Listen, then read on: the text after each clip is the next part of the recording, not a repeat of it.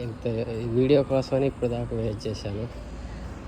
చలో లోపలికి వెళ్ళి చర్చి యొక్క అద్భుతాలు చూద్దాము.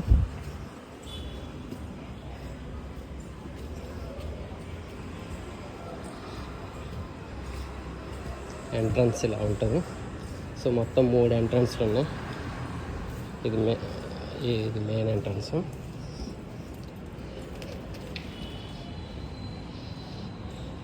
మనకి ఈ చర్చి, ఇంత పెద్ద చర్చి కూడా ఈ పెద్ద ఫ్యాన్లు ఈ రెండింటితోనే కవర్ చేశారు.